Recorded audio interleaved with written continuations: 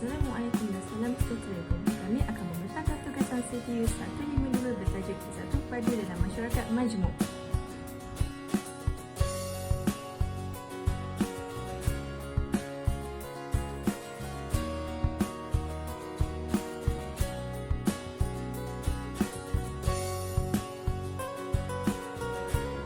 Saya mulakan pembentangan saya dengan pendahuluan bagi konsep masyarakat majmuk.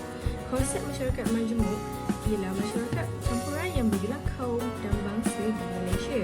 Faktor kewujudan masyarakat majmuk terdiri daripada faktor penjajahan, kekayaan hasil bumi, kestabilan politik tanah Melayu dan bencana alam yang berluasa di luar negara.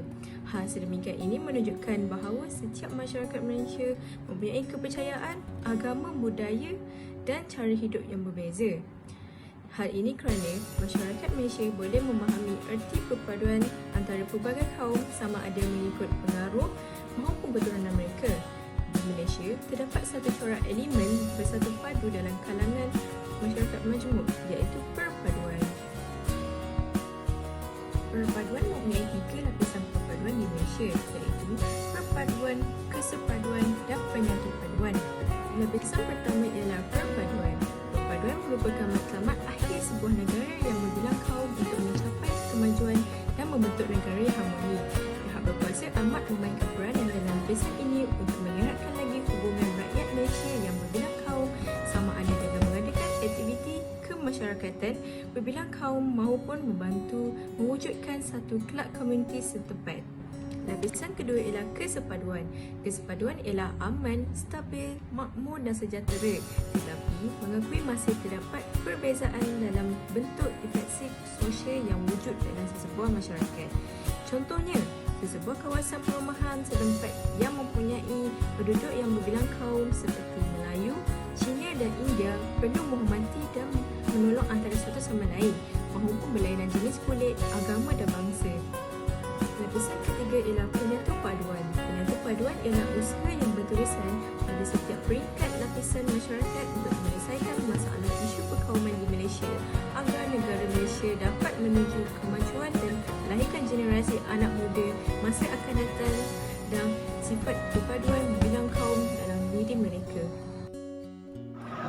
Kriteria masyarakat majmuk di Malaysia terbahagi kepada dua, iaitu dari segi agama dan perayaan. Seperti kita ketahui, agama Islam adalah agama utama di Malaysia, tetapi rakyat juga mempunyai kebebasan untuk mengamalkan kepercayaan dan agama masing-masing.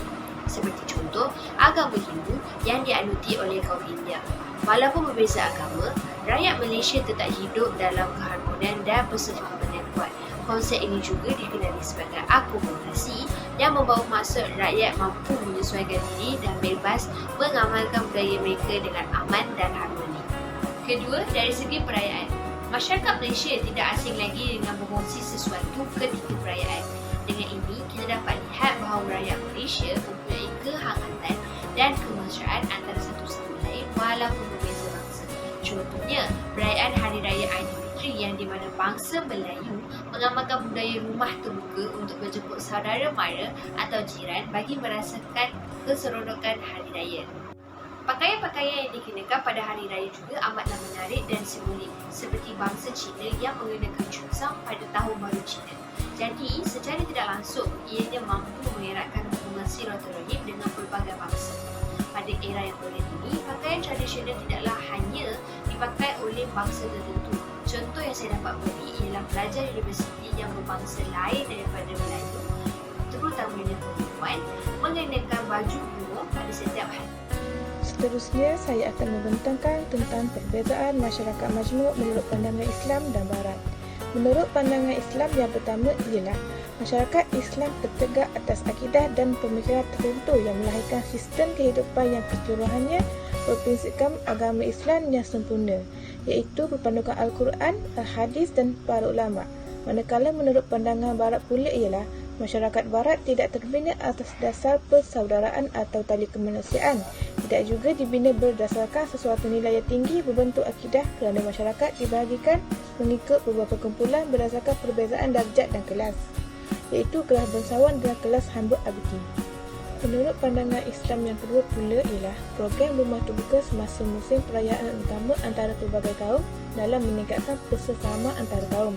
Manakala bagi pandangan Barat, setiap kaum merayakan perayaan masing-masing tanpa melibatkan kaum yang lain. Selain itu, menurut pandangan Islam ialah pembinaan organisasi bagi umat Islam tidak hanya tertumpu kepada ciri atau aspek luaran seperti perkauman, negeri, warna kulit, bahasa, daerah dan sempadan semata-mata.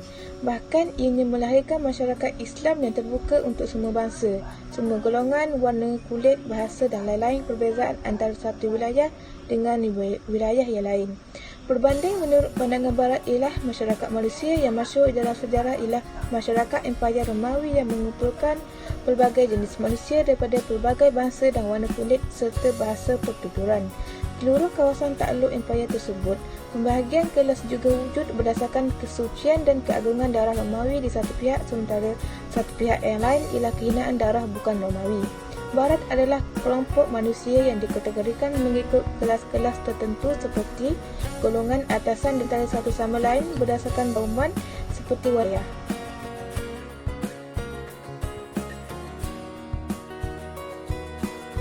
Seterusnya, menurut pandangan Islam ialah masyarakat Islam berkumpul berdasarkan hubungan persamaan, hubungan kasih sayang, persaudaraan dengan melihat jauh ke hadapan, iaitu untuk mencapai satu matlamat dengan memberi apa sahaja yang dapat diberikan tanpa menghilangkan ciri kebangsaan masing-masing. Menurut pandangan Barat pula adalah pembinaan empayar ini bertujuan untuk memeras dan menindas, bertegak atas ketuanan bangsa Inggeris, memeras serta menindas masyarakat di bawah taklukannya. Kesemua empayar yang dibina ini melaksanakan sistem cara hidup yang sama taraf dan nilainya berdasarkan pemerasan, penindasan dan kezaliman. Dan akhir sekali, menurut pandangan Islam adalah budaya yang diamalkan ialah himpunan sifat-sifat akhlak dan nilai-nilai sosial yang mengesani individu sejak kelahirannya dan secara tidak disedari menjadi tali yang mengikut tingkah laku individu dengan sistem hidup masyarakat di mana ia tinggal. Manakala pula, menurut pandangan Barat adalah budaya yang diamalkan adalah sebagai pola perilaku yang dipelajari dan disampaikan melalui simbol dan artifak, iaitu bahasa dan kesenian untuk menyampaikan tujuan, idea, tradisi serta nilai sesebuah masyarakat. Pada era globalisasi yang kian maju pada masa kini, Malaysia sangat terkenal di serata dunia oleh disebabkan pelbagai bangsa dalam satu negara. Oleh hal demikian, Malaysia tetap aman dan sentosa disebabkan masyarakat majmuk. Apa itu masyarakat majmuk? Masyarakat majmuk menghimpunkan budaya, agama, bangsa dalam sesebuah komuniti atau negara. Walaupun untuk mengecapi masyarakat majmuk, negara juga menghadapi pelbagai cabaran, antaranya dari segi bahasa, agama, pendidikan, budaya dan ekonomi.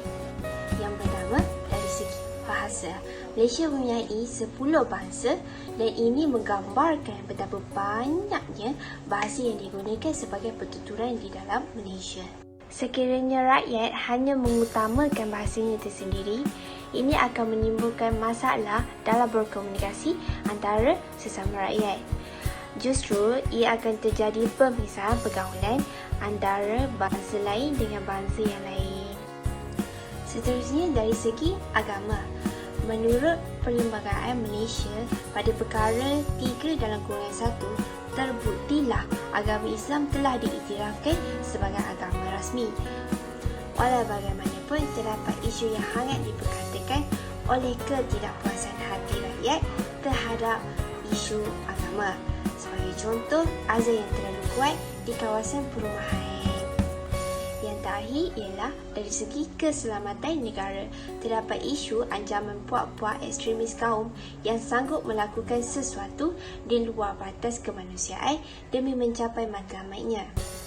Sebagai contoh, ancaman dari segi memalsukan dokumen penting kerajaan seperti kad pengenalan, pasport dan sijil lahir.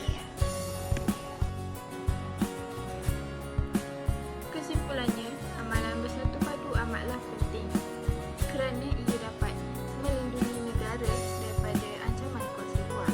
Selain itu, dapat menjamin keamanan dan kesejahteraan negara. Seterusnya, negara Malaysia juga akan dihormati dan disegani oleh negara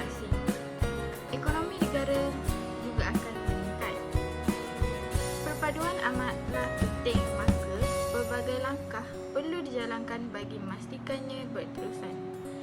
Akhir sekali, pembentukan masyarakat majmuk yang harmonis merupakan agenda kerajaan yang paling penting.